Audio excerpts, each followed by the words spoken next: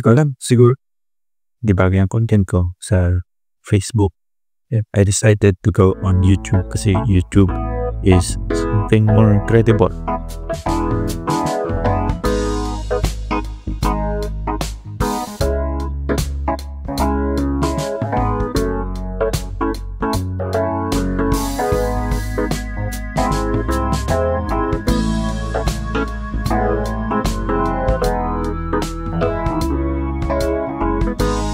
Kailangan kong maglinis ng bahay ng kwarto kasi parating mag-ina ko ngayon ang dalawang bata, si Luis at si Mateo.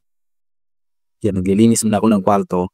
After ko maglinis, maliligo ako bago kakain. Then prepare na for work. Pasok na ako. 9:00 ang time-in ko.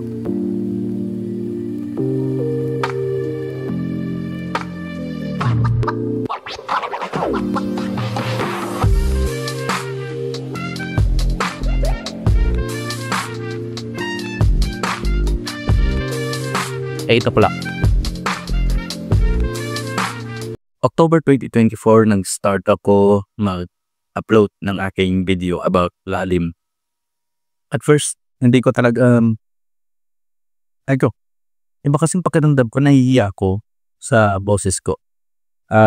Bago ko in-upload ang pinakauna kong video about Taoism philosophy, pina-check muna kay Sir Chris ang aking intonation kasi hindi ko talaga alam kung ano yung dating. Ako personally na parang kaya ko sa boses ko naibahan ako. That's why I decided na ipa-check muna kay Sir Chris bago ko i-upload sa Facebook.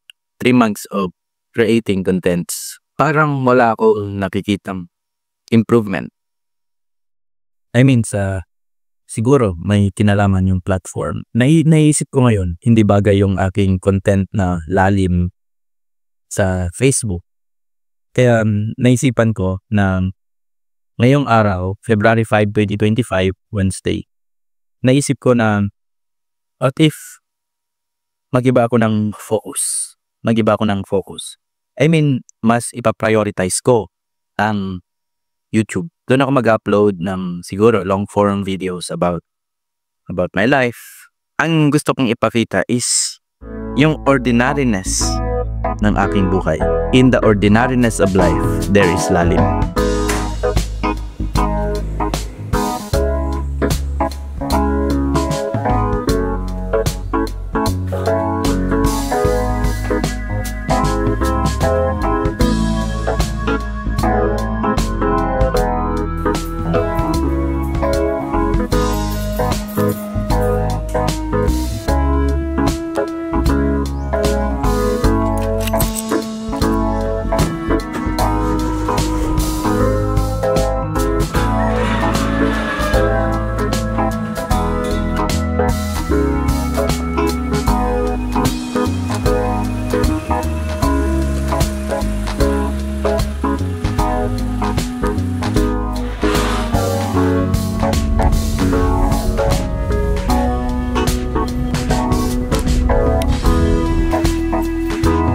Burning.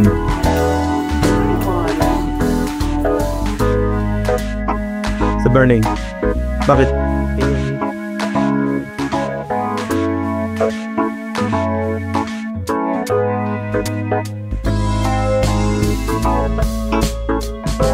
Si smart ka lang talaga. Ayun, ganyan nangyayari sa atin, ma'am. Hirap na hirap akong ibaba.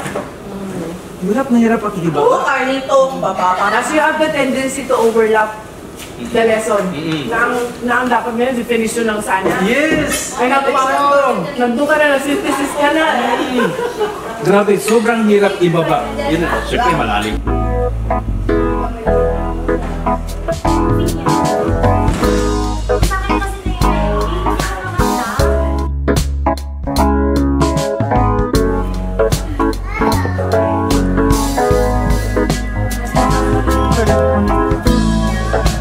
Wait, sure ka? Hindi ko alam, wala pa. Umalis lang ako, di ba?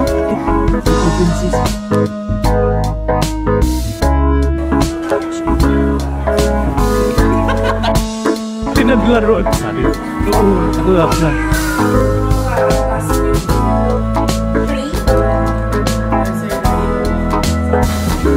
tumahimik ka lang.